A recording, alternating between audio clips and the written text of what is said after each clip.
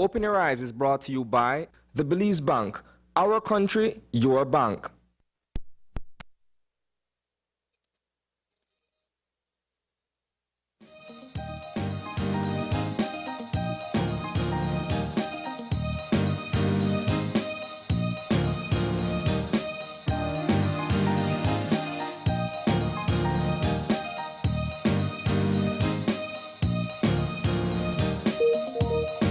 Good morning. Welcome to Open Your Eyes. Start your morning right. I'm Marlene Cuellar, And I'm Gavin Courtney. and thank you for joining us this morning. Yeah. It's a bit of a wet morning. Yeah. Some showers came down just now.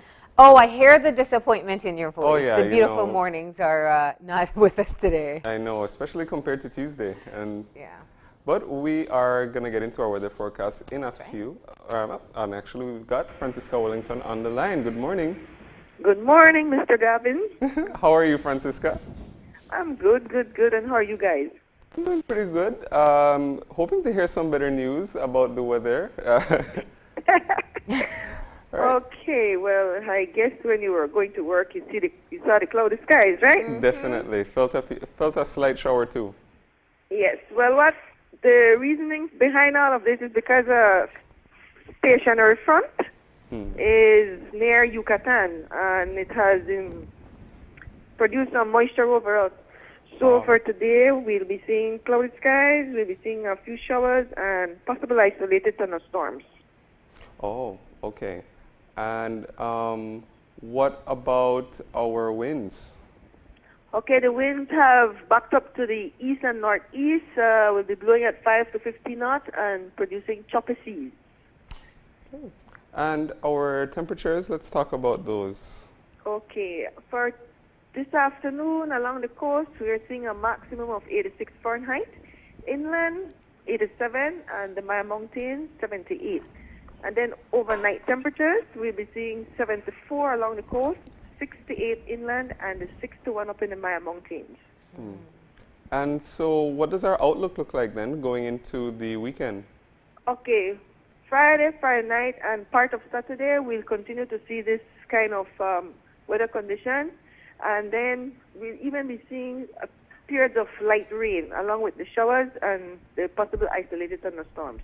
By Saturday afternoon, we will be seeing a decrease. Sunday will be pretty good again. All right, so that's some good news. Okay. Well, Francisca, thank you so much for giving us that update. You're welcome. I hope you have a great day. Thanks, and you too. All right. Bye. Bye-bye, Marlene. There you have it. All right, so you heard it like that. So it's going to be a little bit more rain, but it will get better by the end of the weekend. All right, let's keep things moving this morning and get into some motivation to get us started, which means our eye opener. And our eye opener is taken from dailyom.com, and it goes like this. When we feel safe, our creativity unfolds like a beautiful flower. To understand how fear blocks creativity, take a moment to imagine yourself telling a story.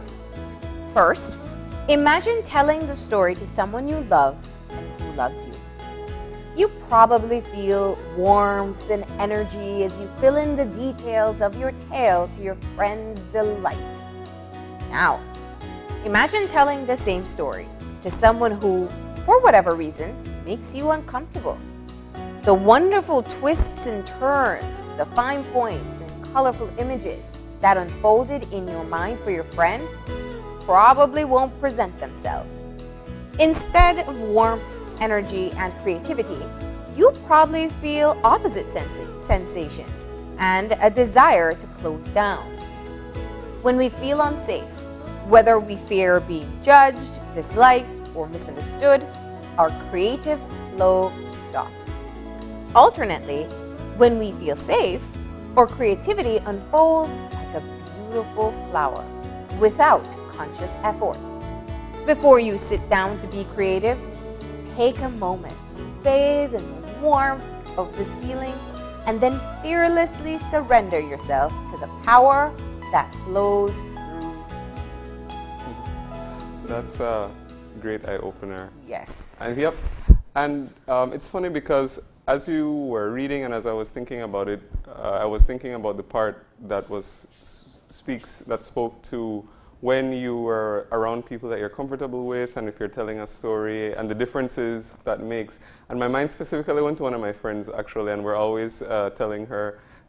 Because we have a pretty close friend group, and she likes to tell stories about what happens, but we're always making fun of her because of the amount of detail that she adds to the story.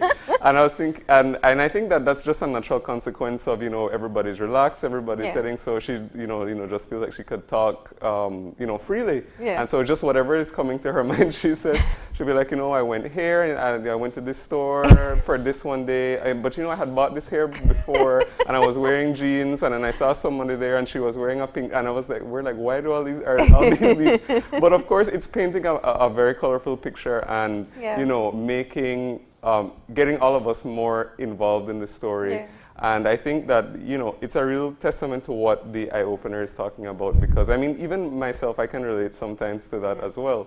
I definitely know the difference, when you're talking to somebody, as a friend or somebody that you know very well, at least. And sometimes the opposite is true. Because they know you so well, you can leave out certain details. But the whole attitude and everything is still different. And, I think a lot of us can relate to this type of an eye-opener. Absolutely. I love it. I think that one of the things I've learned over time is, especially in the process of trying to be creative, whether you have to come up with new ideas or problem solve or brainstorm issues, one of the worst things that can happen is when you don't feel that it's an open enough space for you to be able to share. And it's going to happen because you're not always going to be in a position where you're with friends or family or loved ones. Sometimes it's kind of, time crunch, it's urgent, and you can feel a major difference between working under those circumstances versus when you feel a lot more comfortable. And the best ideas come, I read sometimes about how before the pandemic, how even in office cultures that they changed kind of creative sessions, they move outdoors, they move to places that are more stimulating, that are more relaxing, because it's new ideas, it's new thoughts, and it takes a lot of comfort to be able to kind of put those out. Yeah, absolutely. And I think, as you say that, I'm thinking about, both in business and even sometimes in social settings where you have icebreakers, just to lighten the mood and get everybody sort of more comfortable and relaxed around each other. And sometimes it's some really crazy things that happen. And when you're put in those situations, especially when you have to rely on teamwork, those sort of walls or initial barriers sort of break down, and then you realize how well you can work together, how much more comfortable that you are around each other, so that you can, solve the problems, or even just, sit down in a it could be a party setting, and it may be that maybe some of the people are new. Again, this is I'm thinking now pre-pandemic or whatever.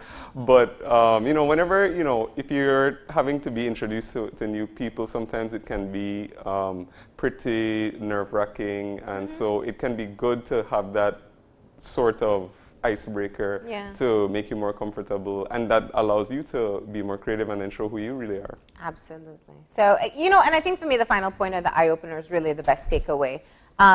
Even if you can't control all the circumstances, what you do is try to imagine yourself or put yourself in that setting so you can be able to really get those creative juices flowing. All right, so that's the eye-opener for today. And we got to get moving into our show, and we're starting off with... We have a great interview with the new special envoy for families and children, and that is, of course, the wife of the Prime Minister, Rosana Briceño. So we're going to get an introductory interview with her, learn a little bit about who she is and what she hopes to accomplish as the new special envoy. All right, and the second part of our show, we're going to be talking to a representative from the Belize Bank to talk about the launch of eCash. And it is a digital wallet solution. Everybody's going cashless at this time, thankfully. Yep. And they're making it even easier. So we're going to get all the details about that. And finally, we're going to end in a similar sort of vein, and we're going to be speaking with representatives from the Public Utilities Commission, and they're also going to be talking about the new services that they're offering online. So we're going to have a pretty digital kind of show. So if you're into technology and you want to take advantage of some of the new stuff, then today's the show for you. That's right. And with that, we're going to go ahead and move into our first break. When we come back, we'll be talking to the new special envoy for the development of families and children. Please stay tuned.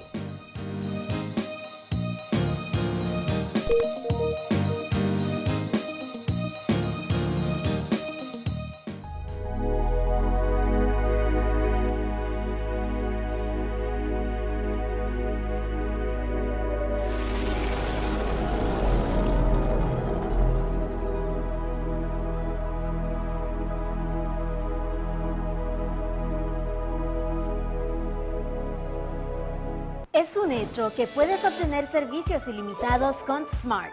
¿Cansado de que se corte la línea cuando más necesitas estar conectado? Es un hecho que cuando te suscribes al plan de Smart Plus, obtienes llamadas, textos y datos ilimitados. Y también es un hecho que te puedes suscribir con un grupo de 5 miembros al plan Smart Share y hasta 40 miembros al plan Smart Enterprise para llamadas, textos y datos ilimitados. Smart tiene los verdaderos planes ilimitados. Es un hecho. Sé Smart y vive de forma Smart.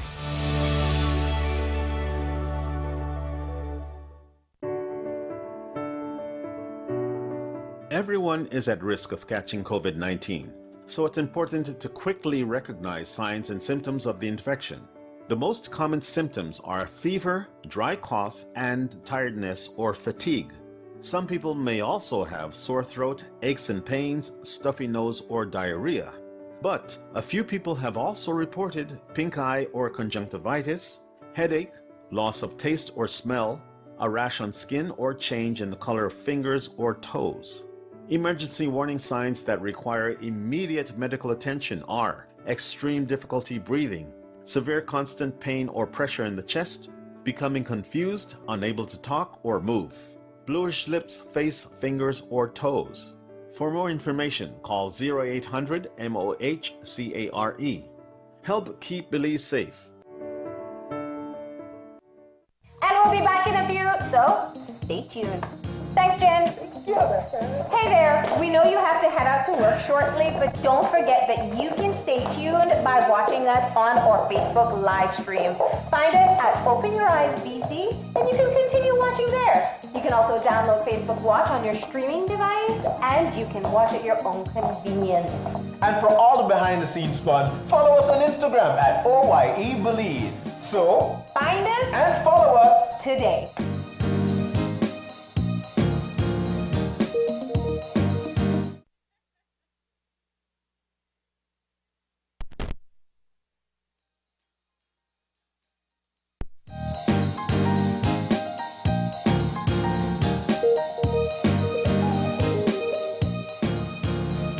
And we are back. And if you're joining us right now, we're just getting our first conversation started. Our first guest for this morning, of course, is the new Special Envoy for the Development of Families and Children, Mrs. Rosanna Briceño. Good morning.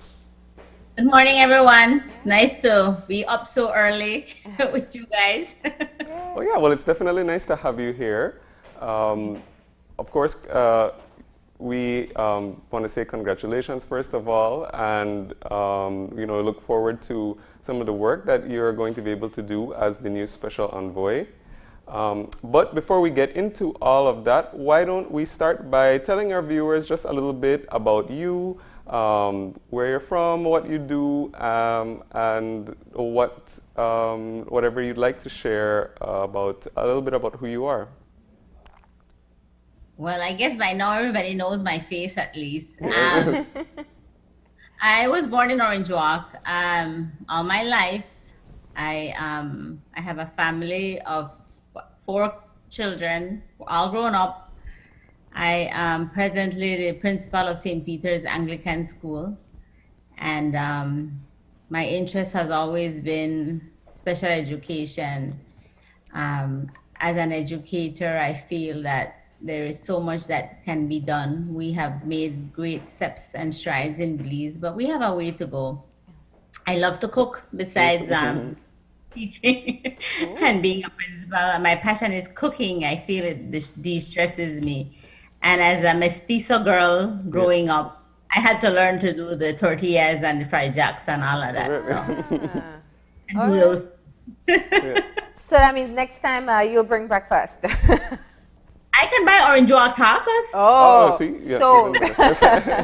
But let me dive deeper. One of the things I really was interested in finding out is people are really now becoming acquainted with the work that you have been doing. You've always been an advocate for special needs children, and St. Peter's has had just an exemplary model in having special needs children included within their system, and you have been instrumental in that. So what about your encounter in the teaching profession made you realize that this was something that required special focus and that you followed through in getting it done? Well, actually, my first teaching experience was at Stella Maris. I was only 18 years old. I was a volunteer. I was waiting to go away. I got a scholarship, a sponsor, and it didn't work out. I had to wait for another year and all of that. So within that time, my mother said, if you don't get a job or do something, one of us has to go. Yeah. And this is my house, so I guess it's you. Yeah. So I started to volunteer at Stella Maris School, and my experience there was eye-opening. It was harsh at the beginning with no experience. And of course, my first class was a set of 10 children with diverse abilities, including deaf students. And I realized this is crazy. Yeah. Nobody can deal with a class of 10 children on their own with diverse abilities. So I realized I needed to put my efforts, my energies into and it became my passion. So after that, I felt like at that time it was Sister Elsa. She definitely helped open doors for me. Being young, fresh out of high school, I was able to sit all the exams at that time and did well. I taught for 2 years at Stella Maris, and then I went on to Teachers College. That was when they had the 2+1 program in place. And then I came back to Stella Maris and did my internship. I was one of the very few people that had actually done their internships in special education in a special ed school or institution. And then from then I knew it was something that I had to do. There was no turning back for me at that time. Yeah. You know, it's fascinating. You talk about that situation at Stella Maris, and I know it's still very similar, where the classrooms are filled with people who have different special needs. And I always hear from the teachers, and I applaud them. They do such great work in working with these children. When you developed your model at St. Peter's, how did you cater to especially that? Each child, as the definition says, has a special need. How do you have a group of them together and still be able to ensure that they're meeting their educational goals? Well, after my years of experience at Stella Maris and studying and going abroad, getting an education, bringing back my knowledge, I realized that we really needed to start screening our students, assessing our students, and grouping them by their abilities, not just putting them in one class in a self-contained classroom, because that's what it's called. Once a child is placed in a self-contained classroom, there's basically no turning back for them. They stay in there. Yeah. And then the whole concept of inclusion and I guess it began with mainstreaming. Yeah. It was new to us, and we were, in our minds, it was like, how can we mainstream these children in the regular classrooms? But of course, with education and awareness, sensitization and all of that, we came to the point of trying to get our children up to grade level with the rest of their classmates, and putting them back in the classrooms that they can be serviced, they can get the education that they need, of course, with a lot of support. So my thing has always been responsible inclusion. It's not just throwing children into a classroom and, okay, you're ready to go. No, it's, okay, we feel that you can make it in at this grade level, but you will need a lot of support. Yeah. This is where resource teachers come in. This is where the teachers have to start thinking and planning differently to be able to meet the needs of each of their children in their classrooms. This is what we call differentiated teaching, differentiated learning. It's a whole technical part of teaching and education when it comes to special education. And I would imagine that as well, that catering to the needs of special needs students also involves a lot of perhaps work along with the families of the children in general, and receiving feedback. And I'm wondering if you could talk a little bit about what that has been like over the years, and listening to the concerns of parents and families and things like that. Well, parents are our best guide. Parents know from the beginning that something isn't right.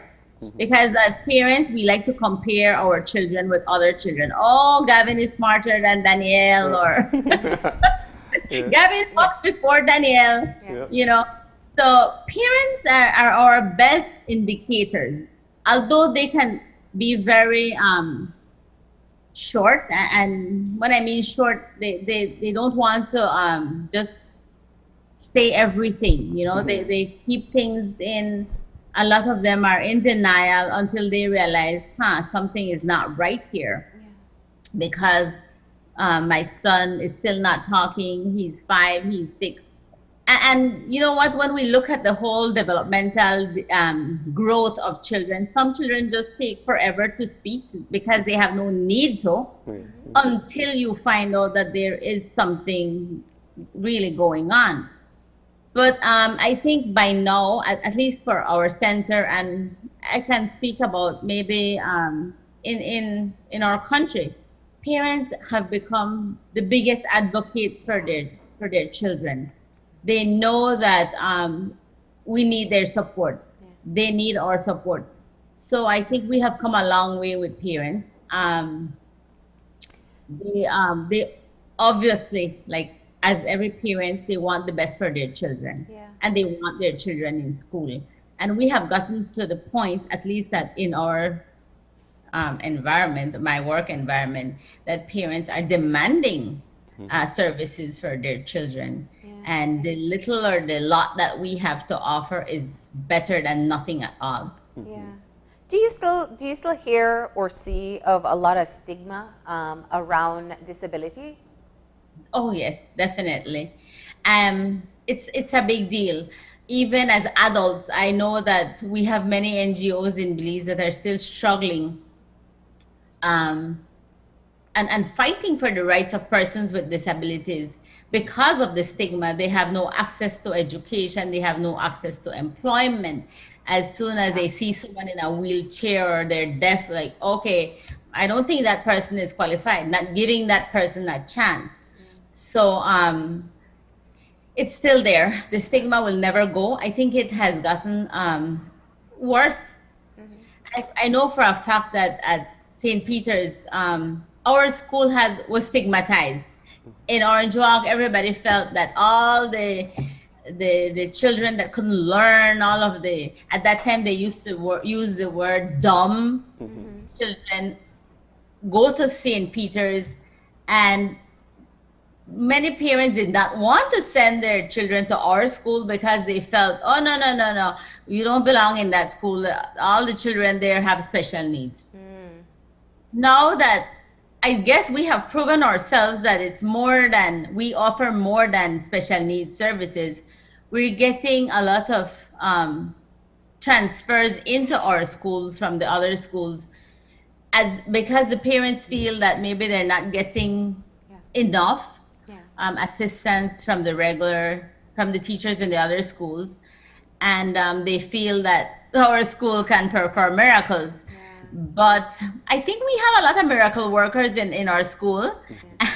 There are a lot of passionate special need teachers out there. They're going beyond the call of duty. So I must say I have an amazing staff, a great staff that has learned to work as a team. It took us a while, but I think we're almost there. And I feel that with a lot of training that we have done, we have put in place, I have put in place, I think that if there's more that we can learn, yes, there is. We still have a long way to go. But I think the whole perception that the school had in the past has slowly but surely changed. It's wonderful to hear about the passion that you have in working with the children. And so I guess it begs the next question. Making the choice to take on the special envoy role means that you will have to divert some time and energy from what is your passion. Tell us about the decision making there. Was it something that you naturally wanted to do, or you gave it some thought, and what were the pros there? I had no choice, really. It's not something that I was looking forward to, because I felt that it would take me away from my passion, my school, my work, everything that we have done together at St. Peter's. But the reality is it does come hand in hand with what I'm doing. And I know a lot of people said, oh, but they have a lot more people out there that are more qualified than her for this job. But in reality, it's not a job. It wasn't an option. It's something that is put in place for the spouses of the prime ministers. In many countries, first ladies take on different roles. In our country, the spouse of the prime minister has the privilege of working as the special envoy under the prime minister's office. So it's not a job that people apply to or can apply to. And yes, it comes with no pay. So my real job will make me, will do the financial part for me. But it's not, it has never been about the money, because my, if it were for money, I guess I'd be poor as, serious. All the work that teachers do, I am a strong advocate that we are underpaid, especially those teachers that go beyond the call of duty. And when this came up, yes, I took my time. I did not want to jump into something new, something that I was unfamiliar with. But then again, I listened. I got a team together of advisors, strong people that I trust, people that know, have been out there and are exposed, have worked in this area, I guess, in the past. So I took my time and had a lot of planning. I know I stressed out a lot of people saying, but no, I have to make it work this way, and no, I don't want it to be that way. I need a plan. I want to work. I want to be able that when I get in there and I leave at whatever time, it's not about it's about work. It's about what was done, and there's something to show that changes were made. Policies were put in place, mandates were put in place to better the lives of the children and families that comes under the office of the special envoy. And when you look at the state of the country and what you know from your experience with issues that families or children may be facing, what's perhaps the one thing that you thought, I really hope I can make a difference in this area? There's a lot of things that I want to. It's a little bit hard, but of course my passion has always been special education.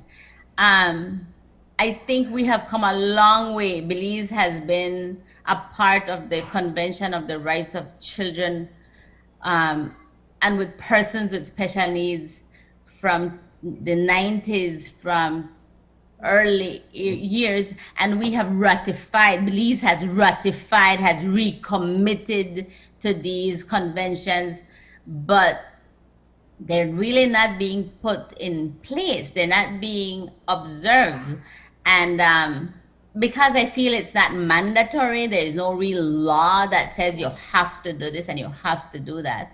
So I guess that would be one of the areas that I want to make sure that there is true accessibility to education, true accessibilities to employment, and especially for persons with disabilities. We start with children. Children have a right to an education, and they should be able to choose where they could get that education in a regular school. It does not have to be in a center where they're stuck probably in a self-contained classroom and they never leave. The rights of children, the voices need to be heard. And I think that is where I want to be a very strong advocate for these voices, that these voices are heard, that parents know, you know what, I don't have to send my child at St. Peter's. I don't have to send my child at Stella Maris. If I want, I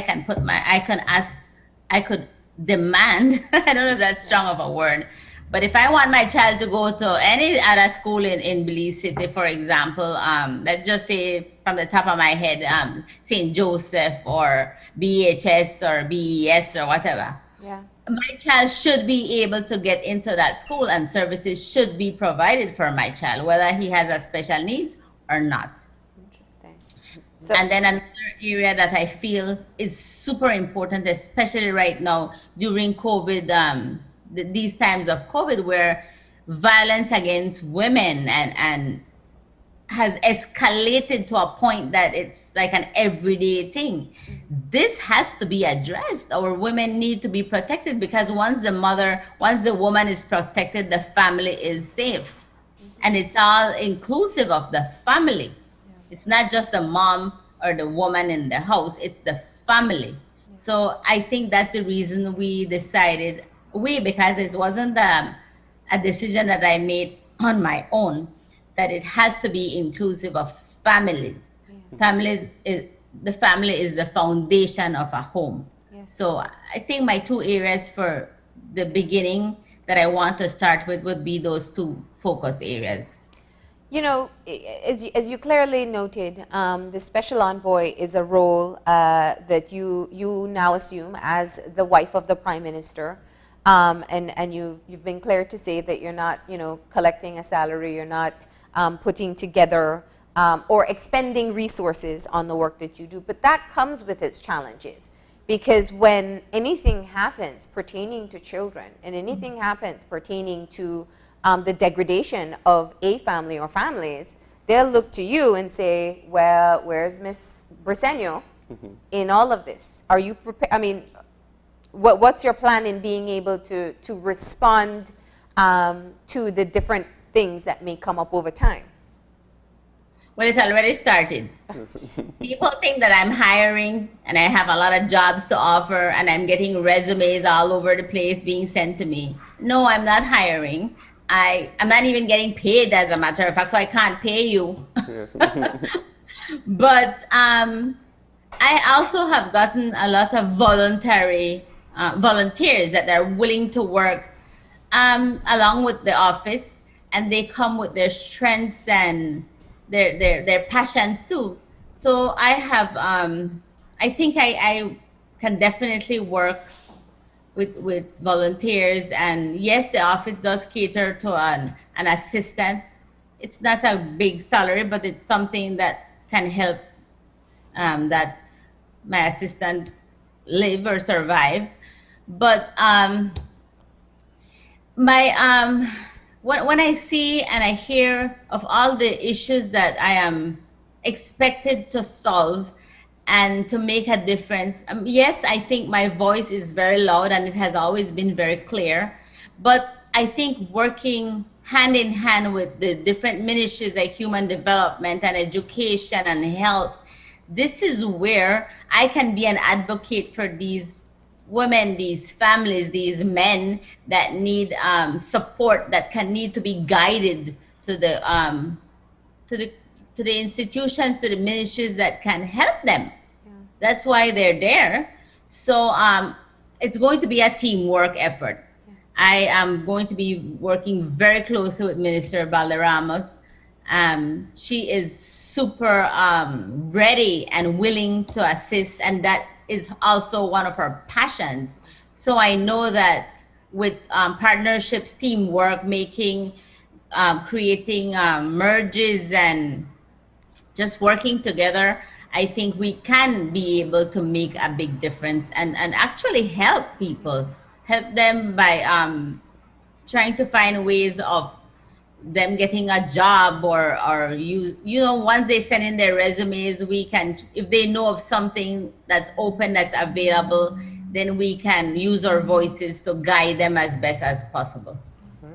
And of course, you are still going to be staying on at St. Peter's, and of course, you have your own family as well. So what are your plans to balance time and all the needs that your personal needs, of course, that have to be met as well? How are you thinking about taking all of this on going forward? Well, I'm not thinking about it. I already jumped in. Yep. That's what we do. I have been doing this for the past umpteenth years. My husband used to always tell me, you need for work. Yeah. Crazy if I stay home and I can't cook every day. I get tired. Even though I love cooking, but I take cooking as my therapy, and my children know that when I am upset, I start cooking and I can't stop. Yeah. So my children say, something's wrong with mom today. She's cooking up a storm. I think I have become my mother too, because I used to always say, no, if I cook one thing, everybody eats it. And now, oh, but then he doesn't like this or she doesn't like that. So then I start adding to. It's like a stress relief too. Yeah. And when it comes to my home, my boys have been super supportive. And because my house is full of men, they all know that they have to take turns to wash the dishes and help mom. Because I have a lot of work to do, and we used to have where I used to do homework with one of them, and I said, okay, if you want me to do homework with you, then the other one has to clear up the table and wash the dishes, or else we won't start homework until 10 o'clock at night. Yeah. And then they're falling asleep. So I'm like, okay, in this house, hand wash hand. Everybody have to help, including dad. and that's, but go ahead. No, I was going to say, when I hear you say things like that, it kind of helps me to understand why you were very insistent in seeing the role of the special envoy be inclusive of the entire family. But you mentioned earlier the issue of domestic violence, of gender-based violence, which people call domestic violence, and it's one of the areas I know that perhaps you will be looked at very often for what you will be doing and how you plan to change that. And we all know what happens within private households and private relationships. It's very difficult to intervene, and there are many agencies that have been working. What do you want to be able to do when it comes specifically to the area of gender-based violence, whether it's children being abused in home or spouse abuse? The reality is that it's happening. It's happening every day, and with quarantine in place and COVID time, like I mentioned earlier, it has escalated to an extreme. Even with our children at school, even before COVID, as a principal, I had to work very closely with the teachers, reporting abuse, emotional abuse, physical abuse, and even sexual abuse. And I have been working very closely with the social department as best as I can. And I feel that the only way that I can really make a difference, not only when it comes to children, but also the women, it's a serious campaign when it comes to sensitization. People, especially our women, they have many valid reasons why they stay in homes, in abusive situations. Some of them have no choices, and they just have to stay. There's nobody there to support them. I think that if with the Ministry of Social Development, working with the Minister Dolores Balderramos, I feel that we can strengthen the areas that really need help. For example, we need to start thinking about safe homes for women, that they can have somewhere to go if they report their husbands and the husband is arrested and he comes back. He's going, where do you think he was going? He's going to go right back to that house, take revenge, beat up the woman again. So it's going to be like a vicious cycle. And that has to end. Women need to feel that they are safe if they make a report. And I think that's the reason why they don't make reports, because they're not safe. Sometimes they're not taken seriously. Sometimes they go and make a report and they're abused, verbally abused by the same officers. Even in the hospitals when they're having their babies, the same midwives are telling them, oh, but you know, they're rude and they're abusive. So I guess women don't feel safe, and a lot of sensitization, a lot of campaigns need to be put in place. But it's not just advocacy, it's not just talking and talking, because I feel that in Belize we talk a lot. A lot of advocacy has been done and is in place. Our voices are loud and clear. Social media has taken over Belize like a storm, like a blanket. It just covers everything. They just jump on everything. And some people offer very good suggestions, but some people are way just to criticize, and they see no positive in no matter what somebody does. So we have to look beyond those. But I think strengthening our governmental agencies, putting things that are in place for our women and our children, strengthening the social departments. I think a lot of the social workers need to go back and get some major training. But that's another story. And I think that's where we need to go. We need to retrain some people. Some people are there just because it's a job, and maybe they shouldn't be there. But that's not my, I'm not here to fire or hire anybody, right? I can suggest. So, but I think with proper training and working hand in hand with all the NGOs that are in place, I think we can make a big difference for our women and our children in our country. And you know, a big part of it is being able to get resources into these areas. And I don't know if you have a budget or what your plan is to be able to assist in that area. Because if you talk, I know you mentioned social workers, but I mean, they're taking on maybe double, similar to teachers, double or triple the caseloads than they should.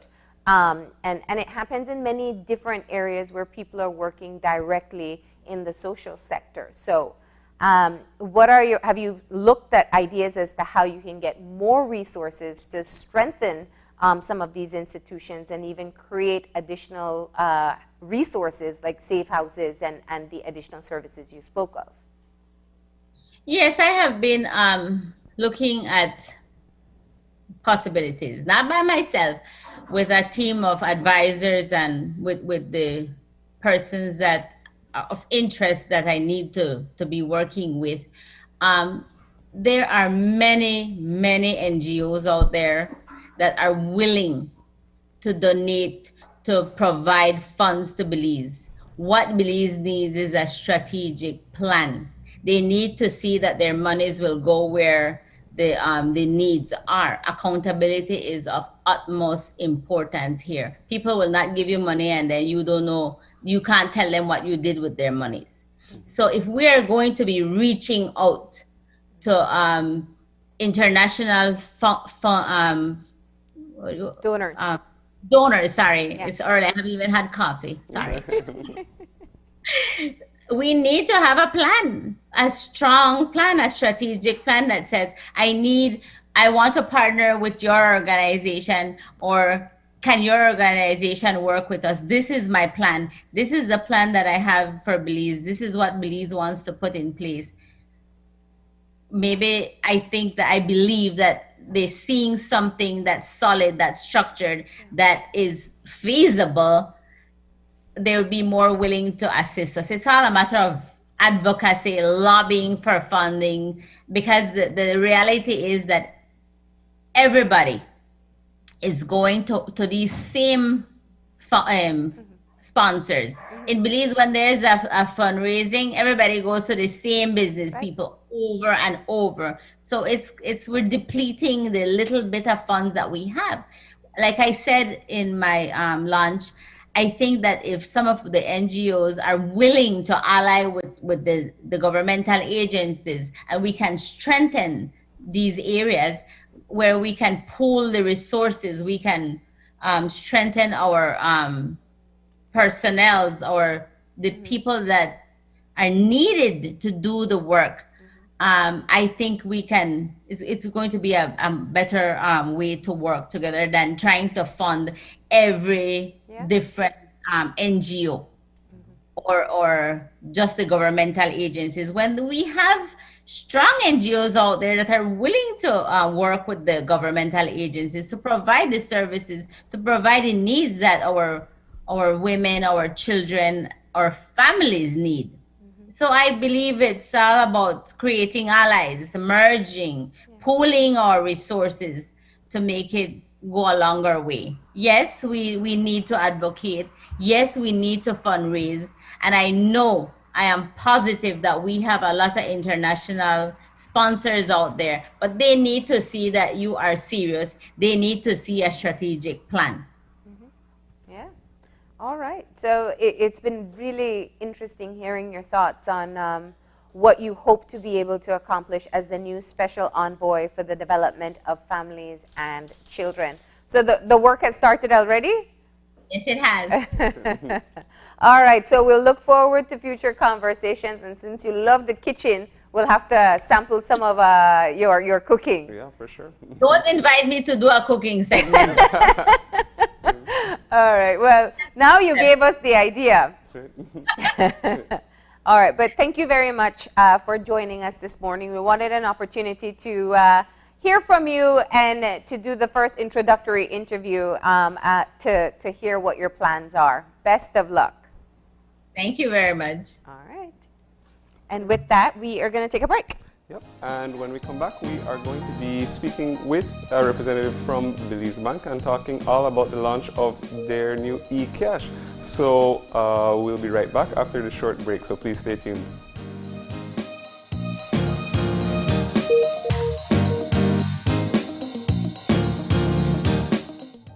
Keeping safe from COVID-19 at your workplace requires 100% teamwork.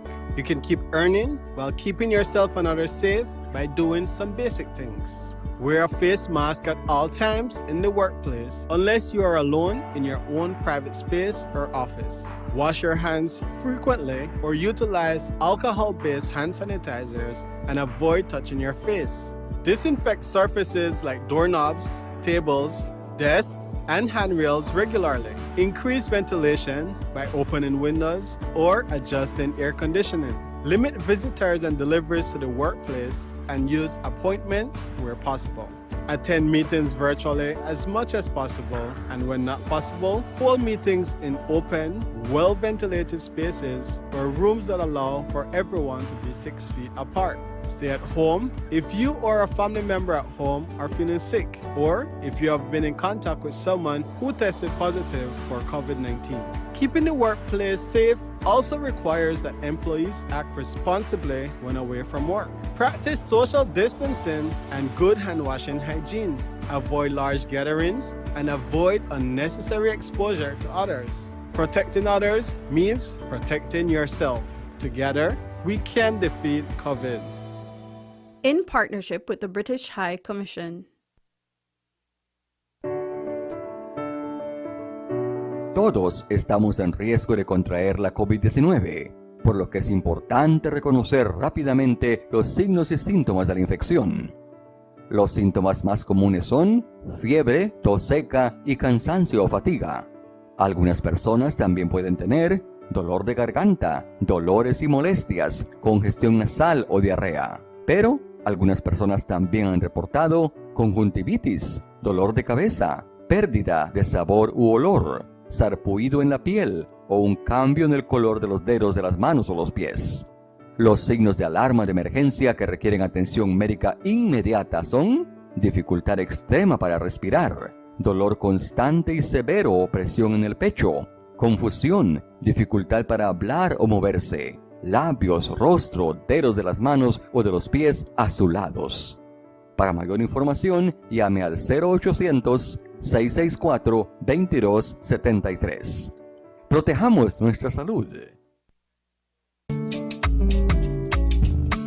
If we are only as strong as our families, businesses, institutions, and the communities that surround us, then by giving businesses the power to grow, entrepreneurs the ability to expand, and by giving our families the right to own something, the Belize Bank gives you the power to build a nation, our nation.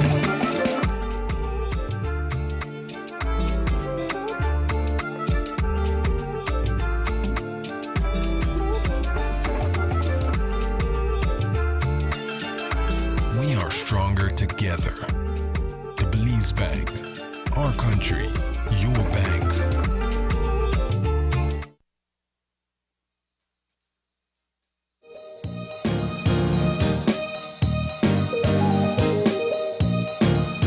And we are back, and if you're joining us right now, we're just getting our second conversation started, and we are talking about money. So, the Belize Bank Limited has launched its new eCash program, which is a full digital wallet solution. And here to talk to us all about that, we have Filippo Alario, who is the Deputy CEO and the Chief Risk Officer from the Belize Bank Limited. Good morning, Filippo.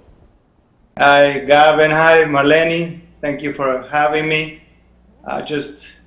You beat me today with that jacket. I always usually the best dressed and Oh, well, thanks. All right, we're starting off this interview on a really good note. So, with that said, let's talk all about the new eCash system. So, first off, let's talk a little bit about like how the program came about. Yeah, well, we're really excited about this product. It is essentially a digital wallet, which is exactly what it says. It is a way of storing cash digitally, and in this case, it's on your cell phone. This is not a new product worldwide. It's a product that is used in developing and developed countries. Depending on how developed or undeveloped you are, they have different functionalities. For us here, we believe that there is a big part of the population that is excluded from the financial sector. The numbers suggest that it's about 35% of Belize's population is totally unbanked. So this has to do with financial inclusion, which is a strategy that the central bank and the government as a policy has in terms of getting the unbanked on board. This is one of those tools that can help that. It makes, and why does it include people? And if we look at the definition of financial inclusion, is the availability and equality of opportunity to the access of financial products. A lot of people don't have bank accounts because they are many reasons. They don't have the savings. It could be language. It could be socioeconomic. It could be just being intimidated to come to a branch.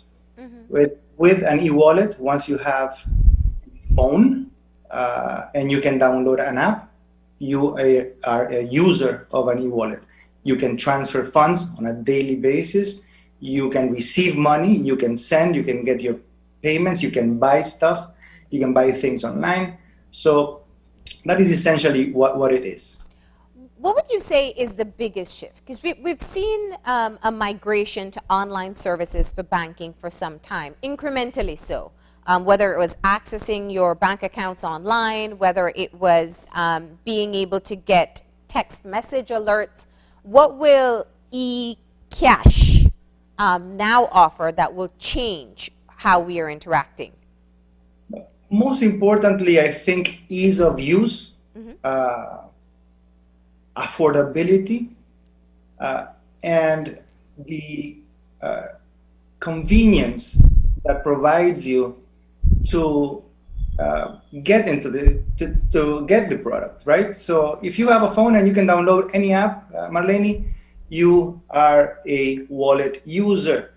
And the wallet users have different wallet privileges. So we have a low-level wallet. This low-level wallet, you do not even have to leave the comfort of your bed to be a user. You download the app, you put your name, your address, a few other informations that is basically drop-down fields, and immediately you are a wallet user. You can receive money, send money within limits, because the different levels of wallets will need a little bit more due diligence. But the low-level wallet, once you can download the app, you're good to go.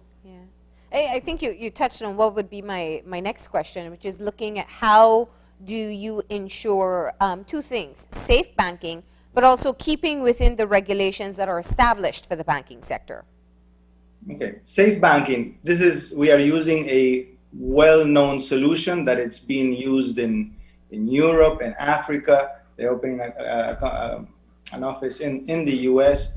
So this is not something that is being done in-house.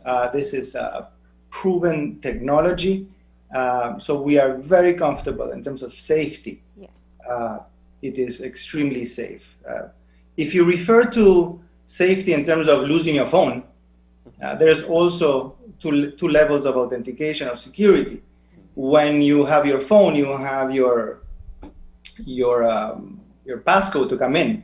But even if you don't have your passcode and the phone, you lose it and it's open and somebody can pick it up, they still have to go inside the app and put in your username and password. So it is actually safer than losing your physical wallet, because if you lose your physical wallet, most likely, if you're lucky, you'll get your wallet back without the money.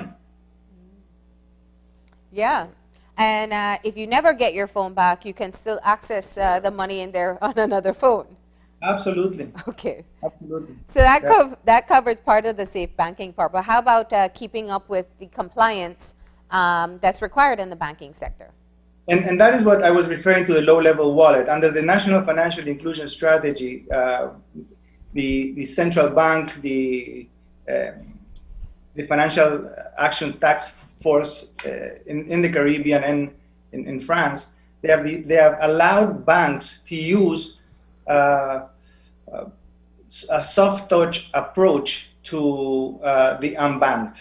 We use technology also to give low levels of limits that limits the ability for fraud or nefarious activities. The low-level wallet will be, I believe, you can only transact $1,400 on a monthly basis, with limits daily and quarterly. So there is a transactional software behind it that will, bring alerts if we see that something is not in line with, the purpose of the wallet. Okay. So there won't be, so 1,400 limit for transactions for the month. What are some of the options, and how much do you have to get businesses up to speed? So if I have a digital wallet, I need somewhere I can spend whatever money is in that digital wallet. Absolutely. And that is why we're here today. I know at the beginning, Gavin mentioned that we launched it. We did not launch it yet. This is the anticipation campaign, get the financial education out there to let everybody know how it works. We are already working with many of the existing clients of the bank to become an agent or a merchant. The difference between those two things is simple. A merchant, actually, you're buying and selling something. And an agent is a place where you can just top up your phone. by coming in, and you can actually put money to this phone number or withdraw cash. And the onboarding process for agents and merchants is also pretty simplified. If you're a client of the bank, that would be extremely easy. It's just registering yourself. If not, you just have to go through a process. The beauty about it, if you're a merchant, and now we're moving from the user to the actual commercial side of it, is that there is no requirement for a point of sale machine. So it's also very convenient for the merchants, where they can have a phone, or they can have a QR code where a customer can come in, scan it, put in how much the bill is, and it's in their account. It's automatically transferred. It is the speed of a text message. So there is no waiting for the funds to come in. The convenience also from a user perspective, and we spoke a little bit about the unbanked, but now, if you are a full wallet user where you can do a lot more things, imagine you go to a restaurant and you spend $100 with your friends on a bill, you pay with your wallet, you can actually pick up your contact list and say, okay, this one, and this one, I'm sending you, give me $20 each. All they have to do is accept, and it's in your wallet. So there's so many functionalities. I think in half an hour we can go through all of those things. But they're extremely convenient. Also, if you are sending money to someone who doesn't have a wallet, you pick up your contact list, click it, it sends the message with the amount of money that you're sending. If that person doesn't have it, a text message will come in and say, click here, download, and as soon as they download it, the funds are in the account. In their physical bank account? In their wallet. In their wallet, okay. And you spoke a little bit earlier about the different levels that are available, and also just in terms of Belize's population, the percentage of people who don't have bank accounts and whatever. Is the wallet program targeted at any specific sort of customer? And perhaps you can also talk a little bit about the different levels that are available when the eCash will be launched. Yeah, it's targeted to the banked, the unbanked, the business community. If we have time, we can go through all the functionalities that a business could have. They can do all their payroll in the wallet, because some people have bank accounts, some people do not have bank accounts. So the convenience of having the ability of doing your payroll, half to people who have a bank accounts and half to people who maybe are less formal employees, through their phone, is one of the great advantages. The great advantage is that every single product or functionality of a wallet, whether it is a user or whether it is a commercial client, the costs are significantly cheaper than transacting on whatever other channel option that would be. I'm sure, you've done your research and you've been feeling out the market to see where the interest is with this. If you compare it to maybe when you had your POS rollout and you were trying to get merchants to buy into that, what's the pulse? What do people think? Okay, so much difference. I think technology has grown exponentially since the launch of a point of sale to today, right? With a cell phone now, essentially, you could do anything. Initially, the first phase of this rollout is to get the people who are unbanked. Out of the unbanked population, remember, some people are more unbanked than others. Women are a lot more unbanked than men. The young population are totally unbanked. It's very difficult for a 15-year-old to come to a bank and open an account on his or her own. You have to come with a parent most of the time, not all the time. So here, the young population, I think, are going to be very excited. Hopefully they create the buzz that that is required. They'll show their parents how to do it, the ones that are not technically inclined. But at age 14, if you have a cell, you download the app, you have your low-level wallet, and you can transact. I'm sure if you're going to teach your parents how to deposit the money to you, that's a lesson you're worth giving, right? Well, I think the problem is going to be the parents now that they're going to get requests for money a lot more often than before. You know, when you think of how the pandemic has just shifted our reality, perhaps permanently, this is so well timed. Do you think that will be a part of the motivation behind people wanting to move towards a digital wallet?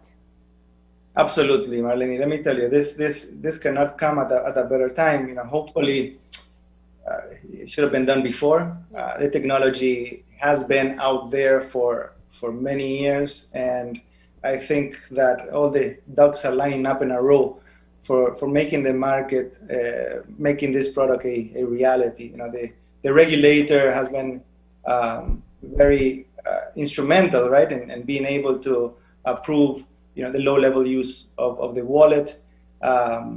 So, you know, definitely, I think this is going to be. I don't know if the pandemic is here to stay, but the wallet definitely is here to stay. Don't even say that. Yes. The pandemic is going. But I also wanted to talk a little bit about the sensitization or education campaign that the bank is doing in anticipation of when the eCash is launched. So perhaps you can talk a little bit about what the bank is doing to show people how it's going to work and all of the education that you guys are doing. Yeah, thanks for bringing that up, Gavin. The education campaign started already. I mean, we are all part of it as we discuss it right now. We are creating a series of videos. I believe that you've been showing one today, and we'll continue to show that in the different media outlets and our digital platforms, and also sensitizing people, you know, verbally. We have taken the steps to certify every single employee of the bank so that they are fully familiar with this initiative and understand how the product works, and also, you know, answer any questions or concerns that clients may have. And one of the questions is definitely looking at the level of connectivity that you have to have. Is it only being able to download the app and you can use offline, or do you need access, internet access the entire time? You need, in phase one, you need internet access. So okay. Either you have data, right? Or if you have Wi-Fi, you can download it using your Wi-Fi or transact using your Wi-Fi. There are some things that we're looking at to deal with that, but that I think that might come into the future and require other players to come on board. Yeah. And what's the expected launch date that you're looking at? We are working towards a date of April 1st, the beginning of April. We are going through the process of testing and the development of the different aspects of the wallet. So we're looking for that launch date. And, you know, I think that you speak of wanting to access the unbanked population, and you outlined a number of reasons why. But it's also, I think, the digital users are just becoming a lot more comfortable doing all transactions online. Is this going to get us there where having to pull out physical cash is going to become less necessary? Well, I think we're already kind of seeing that, and it's just a trend that we hope continues. You know, you mentioned something, Marlene, about the pandemic and if this is here to stay or not. But this also deals with the handling of cash. You know, cash is dirty, and there are studies suggests that the virus stays about 28 days on a bill. So this is also a way to do away with that sort of risk. Yeah. But answering to your question, absolutely. I think that this is here to stay. I think that the more we include the unbanked, there is a direct correlation with economic development. Yeah. There's a direct correlation with poverty alleviation. And, it's something that the whole world, especially developing countries, have seen incredible benefits, especially in Africa, Latin America. So we need to use technology the best of our abilities to be able to provide safe, inexpensive, and convenient services to the whole population. Mm-hmm. Okay. And just to clarify, is it still only, is it local transactions only? Yes. Okay. We're going to start with local transactions. Okay. All right, so that launch date is looking like April. This sensitization campaign is ongoing. So if someone's seen this morning and said, okay, let me figure out how to get in on that, they just call the bank? They can call the bank. The wallet is going to have we're preparing a website. So soon that website is going to come up, and users, merchants, agents will be able to have access to the information that is required for them to be ready on launch date. Okay. Well, that sounds very exciting, I imagine, especially for all the different functionalities that you've described. But we are just about out of time. So, Filippo, thank you so much for giving us shedding some light on the eCash program that's going to be launching soon.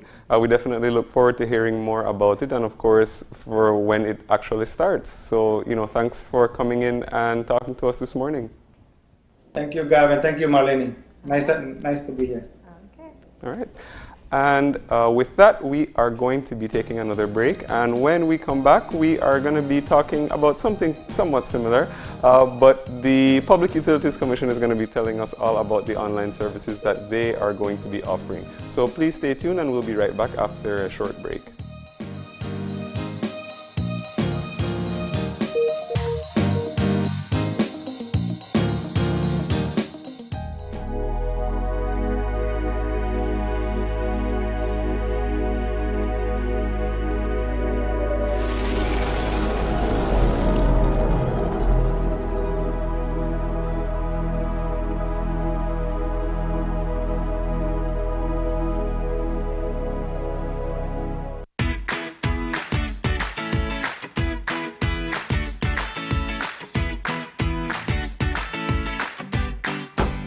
Why, Tony? Why, Keith, what are you going on, man?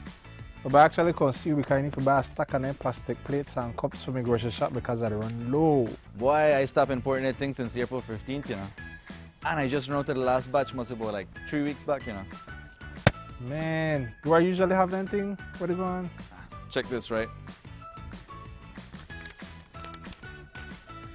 That's the new law, we ban all single-use plastics, so that the cups, plates, forks, spoons, and knives, all of that. Since April 15th, can't import none of them. Starting January 15, 2021, you can't manufacture them. April 15, 2021, you can't sell them. And after July 14, 2021, if you get catch with any other thing, you will get fined. Me never know this. I guess I have to make some changes then. I have to make the customers know that anything not available. Anyways, bro. Thanks, man. No problem, man. Take care.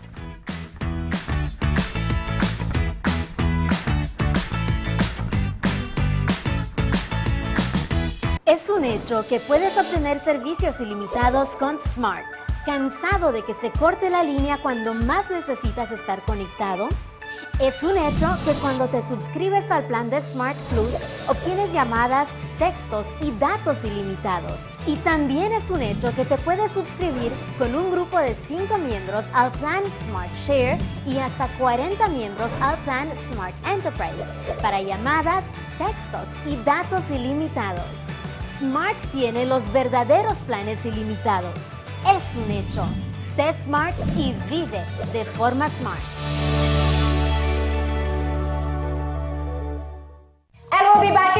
So stay tuned. Thanks, Jen. Hey there, we know you have to head out to work shortly, but don't forget that you can stay tuned by watching us on our Facebook live stream.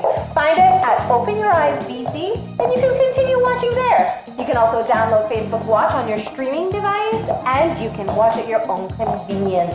And for all the behind the scenes fun, follow us on Instagram at OYE Belize. So, find us and follow us today.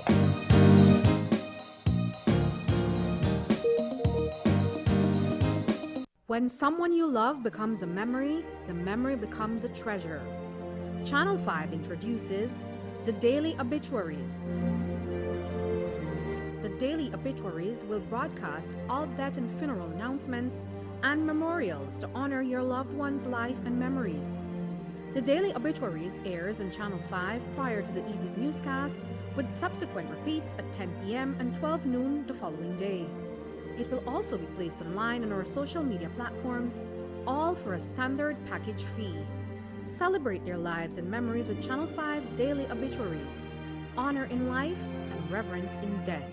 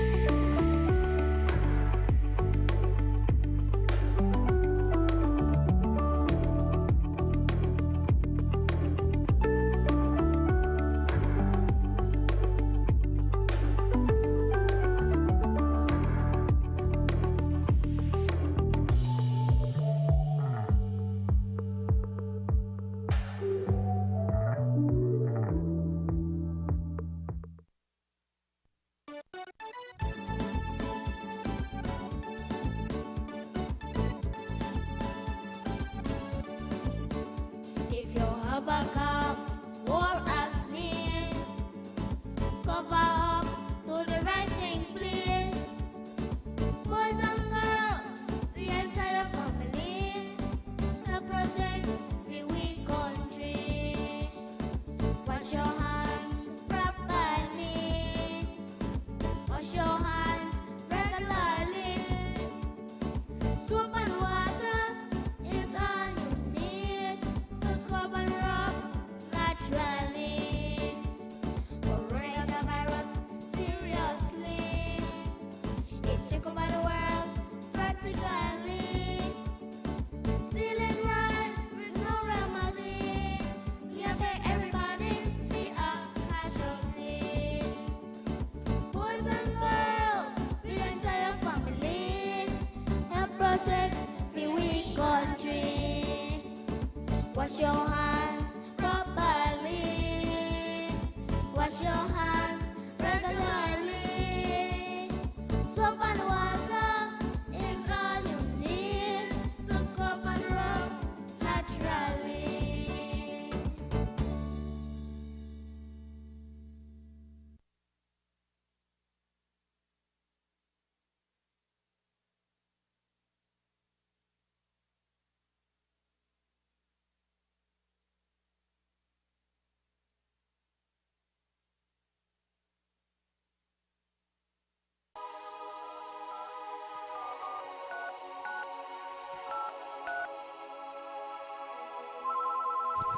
Been drinking all night, feeling so high.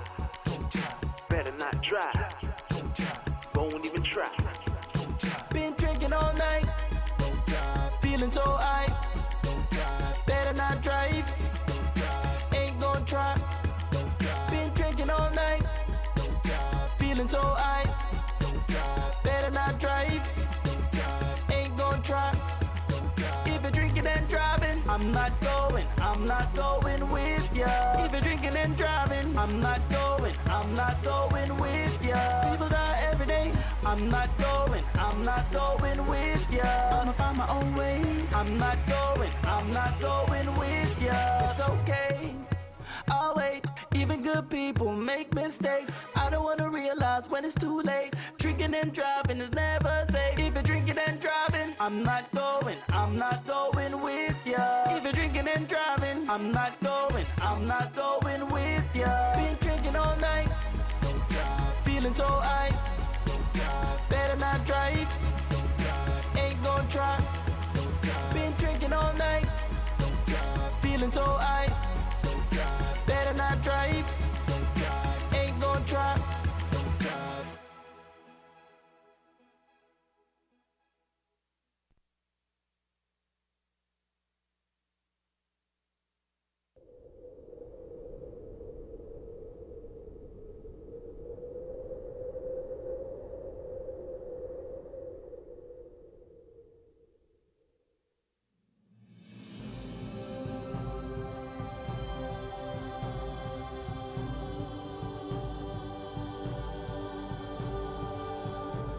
Belize has the highest population of the Antillean manatee in the world, and we'd like to keep it that way.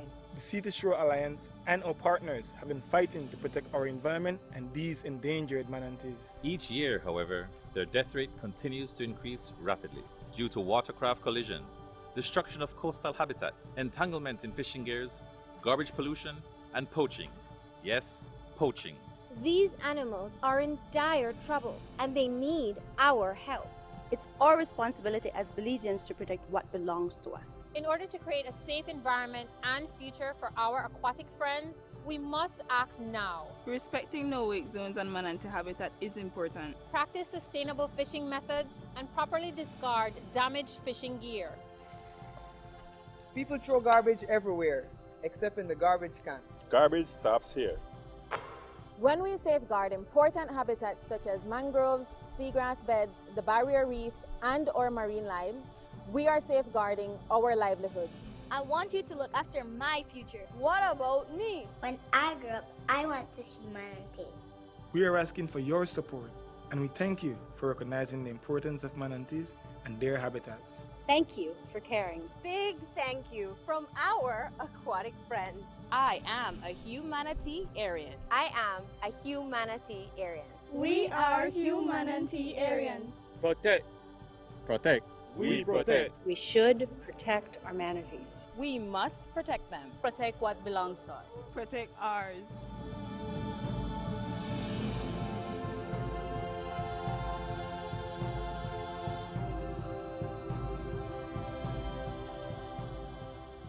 Protect your manatees, Belize.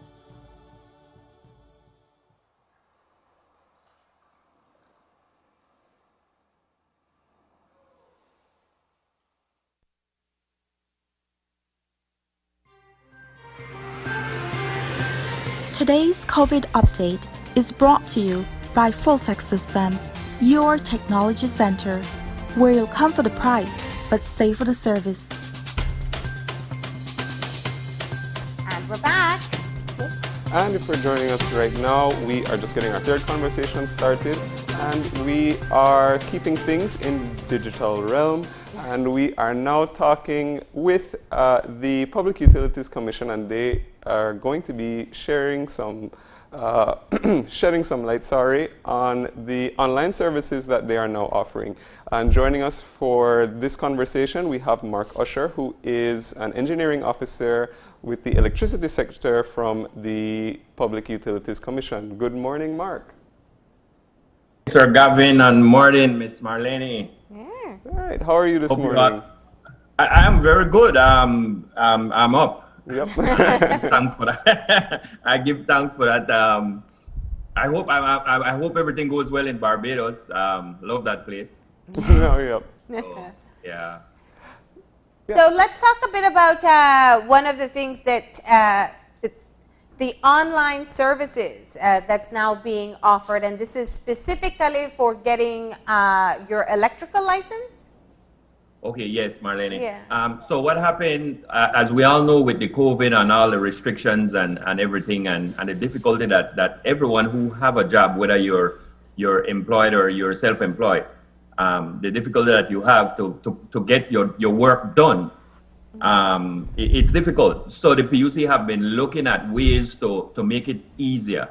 In the electricity sector, we have two functions. One, we look at rates and tariff as it relates to the electrical energy that we all have to pay for, aka your light bill. And we also look at the consumption aspect of electrical energy. The Electricity Act provides for the PUC to be able to look at issues and concerns to make sure that the general public is always protected and they can use the energy properly and safely. As you know, and pun intended here, electrical energy can be very shocking. Right? And as such, you have to, there's a huge amount of safety rules and regulations that has been formulated for those of us who have to use electrical energy. One of the most important part of that safety package is the personnel who design, builds, and maintain electrical system. And an electrical system is simple. If you have a switch and you turn it on, that is an electrical system. That is a light. It has a switch, which is a control, a light, which is we call a load, and the energy, the electrical energy, comes from your main panel and turn on that light. Mm-hmm. So it is important that the personnel, the practitioners who maintain and install and design these systems are very, very highly scrutinized and very, very highly looked at. These practitioners we call wiremen, all right? So now the wiremen have processes that it does with the PUC on a daily basis. One, it submits electrical submissions for approval. Now, Marlene, when you're ready to build the next big house, your architect will tell you, well, when I don't draw the design for the big house, Marlene, you still have to go and do the electrical design.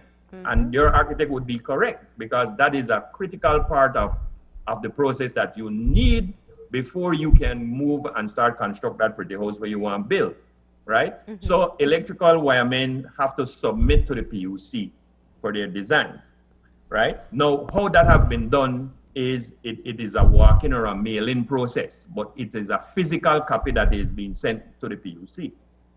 So now, what we're saying is wiremen will be able to send their designs via email. Now, this brings a whole lot of advantages in many respects. The first main advantage is it reduces the time that the wireman have to physically travel, if that is the case. Yeah. One, right? Yeah, because you only have one office, right? Right. Mm-hmm. Sadly, the PUC is centralized. Mm-hmm. And I will get into that part of it in a little bit more in the presentation. Mm-hmm. So now with this online facility, we are moving towards the decentralization of the PUC services that it provides to the general public, right? So then, it also saves the wireman money, because now the wireman don't have to print that design. And let's say he prints the design and the design have some issues that the PUC have to send back for correction. Then he have to reprint. That's a cost, right? Mm-hmm. So he saves some money there, and hopefully that savings go to the client, right? And then the time that the design can be approved. So now we have put in place, and you're looking, for example, at a cover sheet there for a typical design, an example of a design. We have put in place facility where if you look on the right side, my right side, You see my little signature, my famous signature. Imagine you have to sign your name 500 times a day. Would you like to do that job? Yeah, and then there's a PUC logo there. So now it cuts the delivery time, the turnaround time for them to get back a design. The next thing that we're saying is the wireman have to come in and let me just ask there. So when you talk about cut down time, that's a key factor because there's travel involved because we can't just think about Belize City. You know, if you're coming from PG, there's travel time involved. The expense. The expense. What is the time that you're cutting down beyond travel for even the processing that would happen internally? All right. Based on our internal delivery standards, we're to return a design, whether approved or returned for correction. We're to do that within 4 working days. Now, I will always be proud to say that since I've been at the PUC and held and had the responsibility for this area, I've been delivering within 24 to 36 hours. That is a day to a day and a half. So now, in this digital world, in this method that we're using, the PUC will be able to keep that up. We'll be able to. I'm saying that we can deliver within 2 days. Okay. You know, and quite possibly a day to 36 hours based on an email come in. It comes to me, I open it on my big screen, and now I have the facility that I can approve it, sign it, and stamp it online with all those magical electronic devices that now exist. And with the press of a button, I'm sending it back to that wireman, back to the client. And if it is one that has to be connected to BL, then it goes directly to a BL email.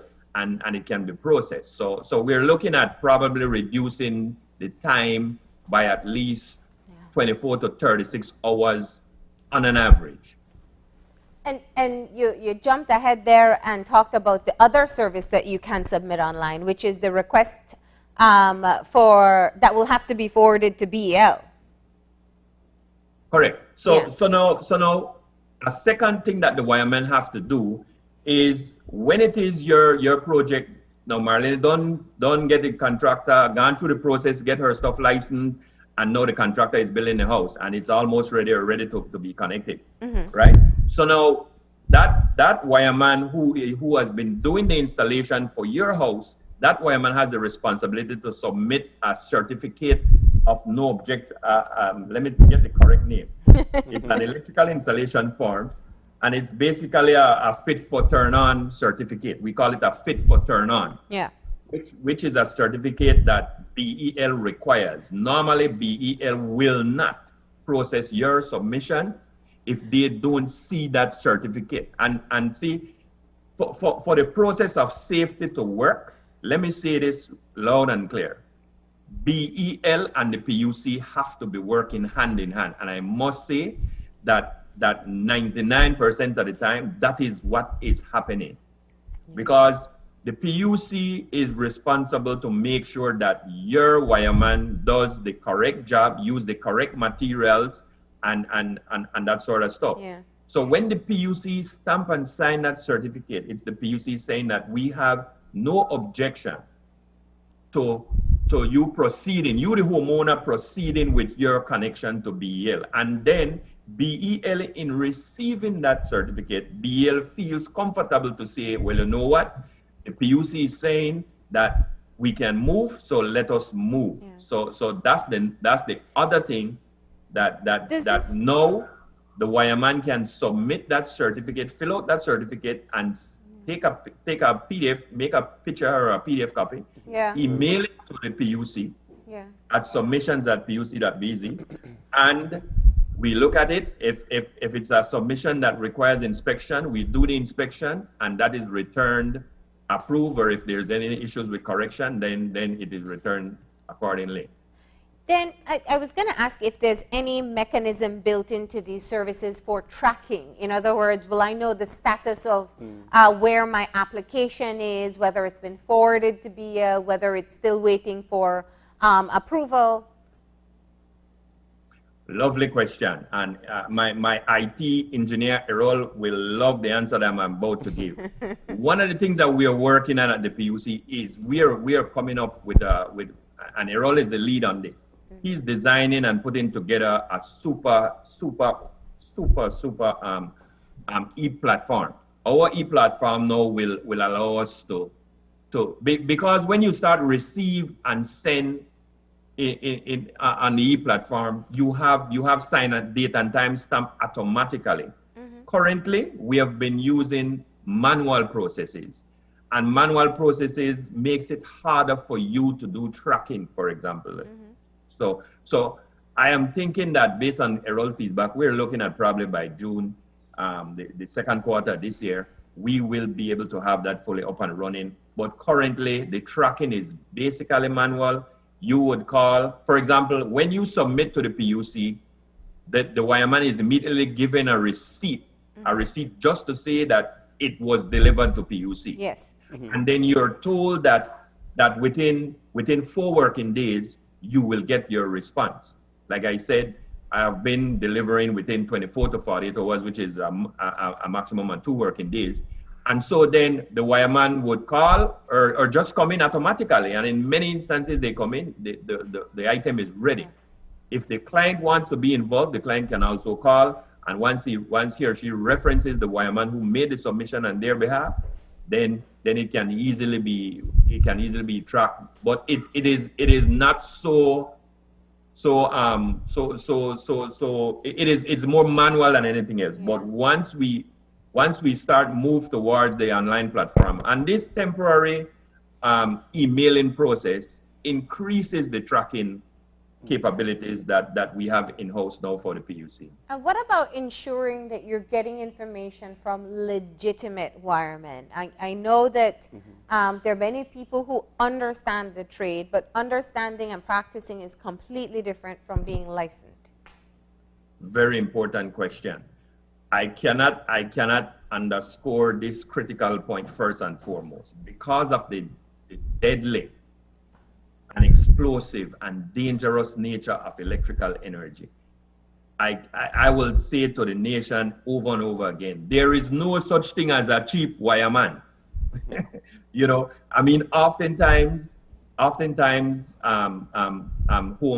or new homeowners or people or those who want the services of a contractor, a general contractor, would acquire that service, and then sometimes the contractor is guilty of not getting a PUC certified wireman to do the electrical component of that work. That is dangerous. It is dangerous in all respects. Why? Because when you get somebody who the PUC have not certified, you have no idea, we have no idea what they know, what they are capable of doing. And as you know, with hands-on work, a lot of us come up and learn via an official apprenticeship program, or you see your father, you see your brother, your uncle do it, and they say, well, just turn the wire there, just screw that there, but you don't know the why. And in electrical energy, you need to know why you do something. Yes. It's not just the how. So it's important. So then what happened? The PUC by law, the law first of all say that nobody else in the nation of Belize can carry out any design and installation and maintenance of electrical components and systems if they don't have a PUC issued license. That's the first and foremost thing. So now the law goes further and say that you have to license, you have to renew every year. And that is important because it keeps the wireman on his toes, his or her toes, because we do have female wirewomen also, right? Which is so great. We have to call it wire person now. Right, we have to change the word to wire person. Of course. Right? Wire folk, as Yes, wire folk, right, right. So that's the second thing. So now you the general public, you're out there and you want to get something done. It is on you. It is on you to make sure that you get and find a wireman who is licensed and is correct. My suggestion, if you don't mind, quickly putting up the slide that shows my electrical license quickly there. I think it's the next one. Yeah. They'll get it. Don't worry. So okay, great. Yeah. So there you go. Why I asked for you to put up that slide is because the most important thing when you check that license, you look at the reverse side. That is the little picture on the right side. and note license expire on birthday 2021. So I'm a September born. So the 23rd of September this year, my license will expire. So when you get the services of a licensed wireman, you need to check that license. Don't accept somebody saying, "Oh, I forget my license, I don't have it," or "Miss, you don't need that," or "Sir, you don't need that, you don't need that, I know where to do." No, don't do that. Why would you go and get $150,000 to build your nice home, and you're going to risk all that investment because the licensed wireman come to you and tell you the job will cost you $7,000, but the unlicensed person come and say, "Miss, come on, don't worry about it. I could do that for $3,000. Well, guess what? That $4,000 will save. You might need it to buy a medication when your house burned down, right? Because quite possibly you will be exposed to those. It's a very I don't dangerous, but also yes, it is, and it requires a high level of skill in the different areas, and that also speaks to the different categories of wiremen that exist as well, right? Correct. So the PUC issues 3 categories. The entry level we issue at the electrician. We call him an electrician, and so on the back of the card you see electrician, category electrician. And then the senior level we call this electrical technician, or just technician for short. And then the highest level of wireman license that we issue is the engineer.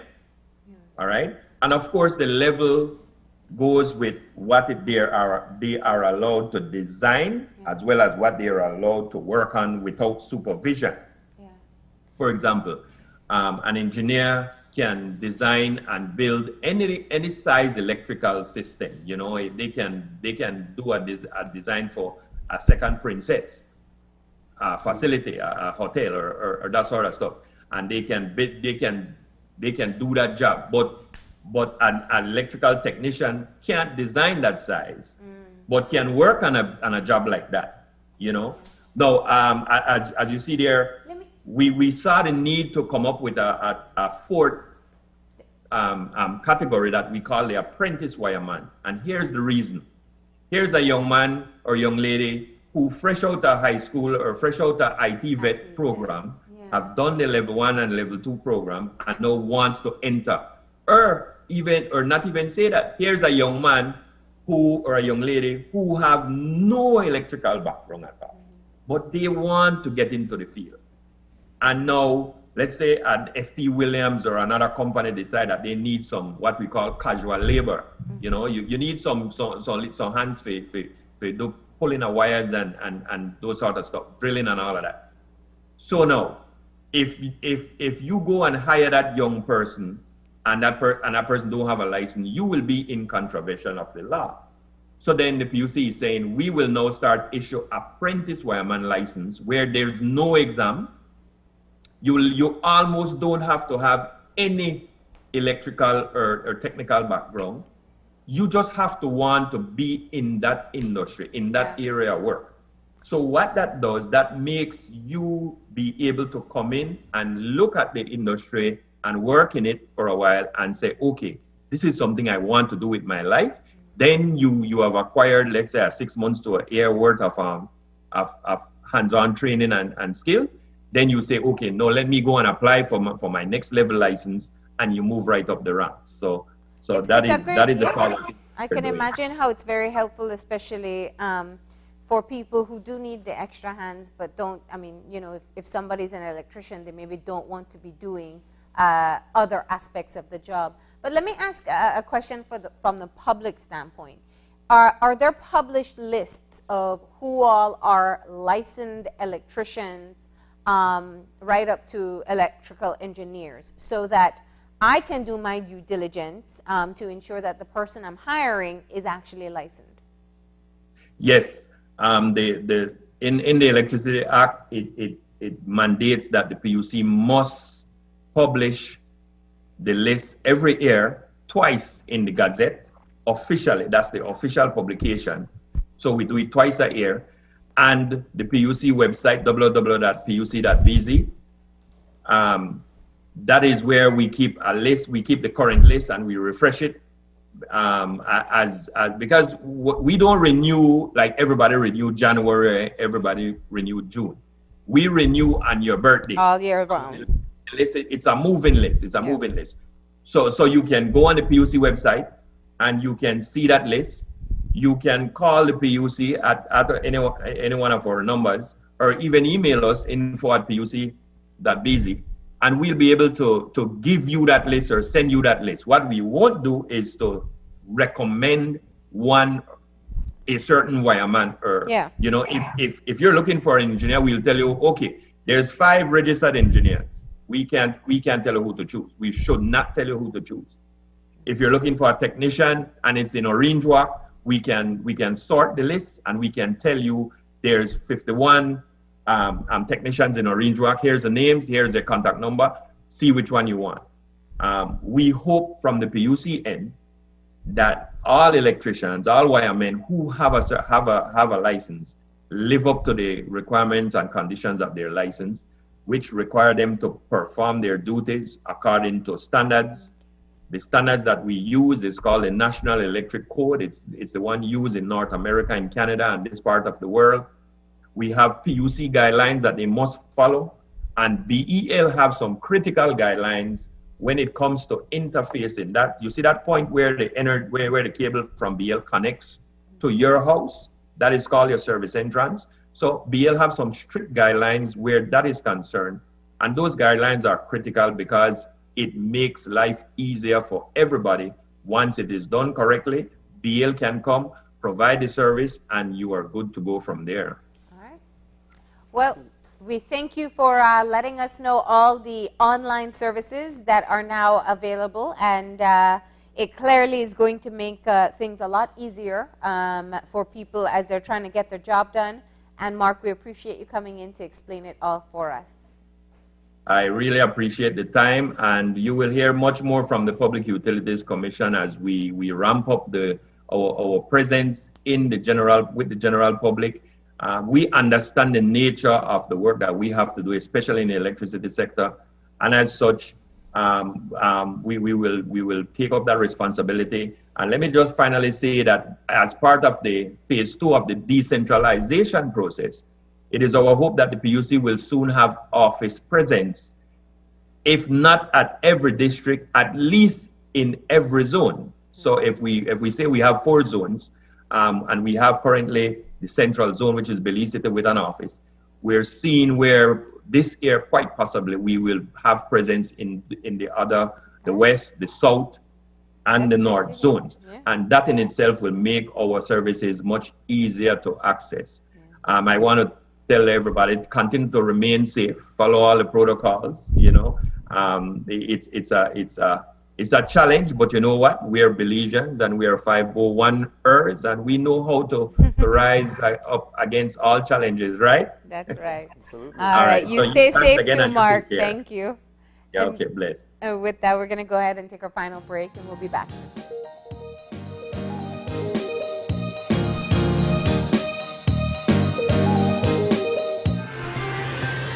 This COVID update was brought to you by Fulltech Systems, your technology center, where you'll come for the price, but stay for the service.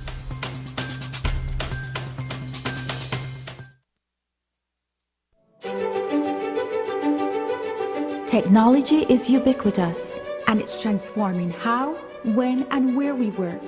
Fulltech Systems is placing award-winning devices in the hands of information workers, allowing them to work without compromise in a world without wires, to innovate, create, and to maximize productivity anytime, anywhere. Satisfying the needs of the desk-centric remote and field worker and every other worker in between. We are providing the industry's best devices to businesses going through the process of digital transformation. Partner with us today to provide the solutions that will allow your employees to work effectively and efficiently to enhance your customers' experience.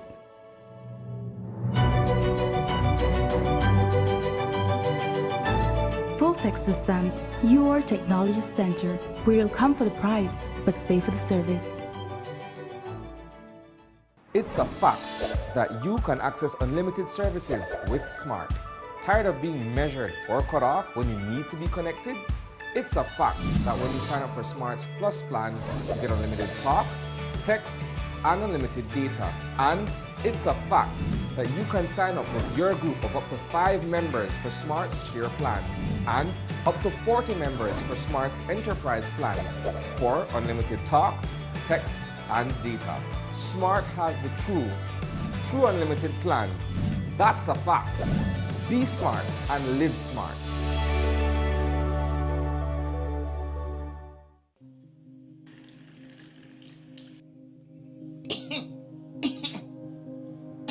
Abigail.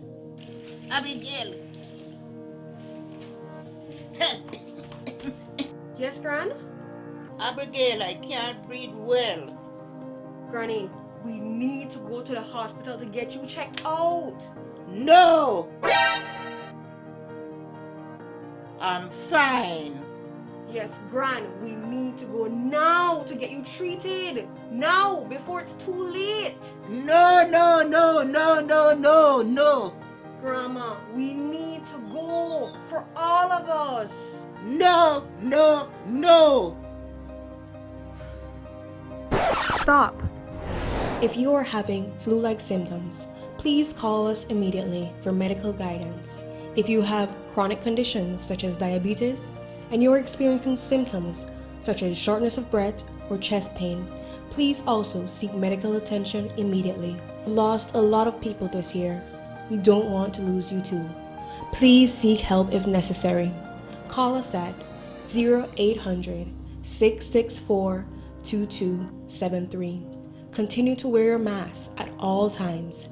Keep physical distance when in public and stay at home unless absolutely necessary. This message has been brought to you by the Ministry of Health and Wellness.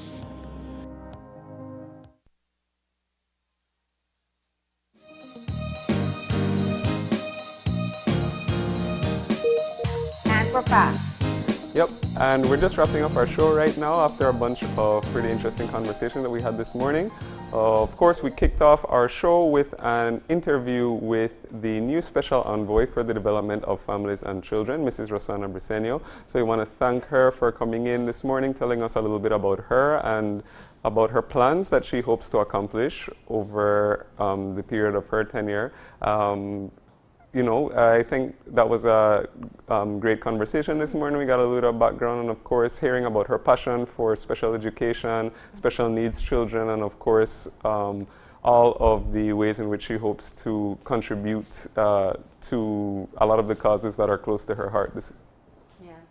And we also want to thank Filippo Alario from the Belize Bank, telling us all about what is the lead up to their launch coming in a few months of eCash. It's going to be a digital wallet, which means that you will be able to access your money on your phone through a secure app, and it's going to make transactions easier. It's going to make some of the purchases that you make so much easier. And I know, you know, somebody like me who prefers to do everything online, I can't wait. I know. Yeah. Absolutely, that's true. Yeah. And of course, in the similar vein, speaking of online services, our final conversation was with Mark Usher from the Public Utilities Commission, telling us all about the expansion of their online services and also a little bit of education just about what the PUC does and the approvals and other things that are required and the ways in which their services are expanding and decentralizing, which is also a positive step. Yeah. So we want to thank Mark for coming in and talking to us as well.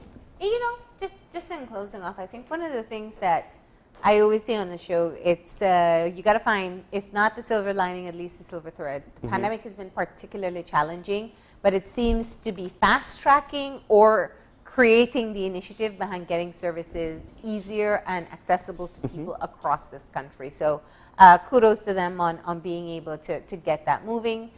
We think of ourselves in Belize City way too often and not realizing there are a lot more people across this country that need access as well. So that's now available for people who are in the electrical field, from renewing your licenses to submitting your plans. And speaking of technology, if you want to contact us, you just send us an email at oye@channel5belize.com. drop me a line at marlene_oye at channel5belize.com. You can find us on Facebook at Open Your Eyes BZ. And on Instagram at OIE Belize. And remember to tune in tomorrow morning at 6:30 when you open your eyes. Start your morning right. Until then, keep your eyes, your mind, and your heart open. We'll see you soon. Enjoy your day, Belize.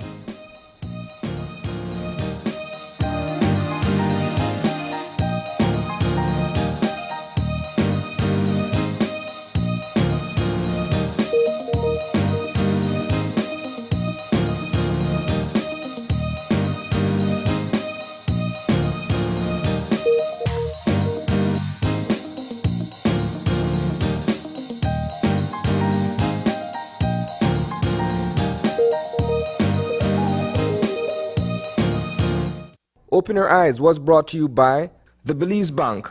Our country, your bank.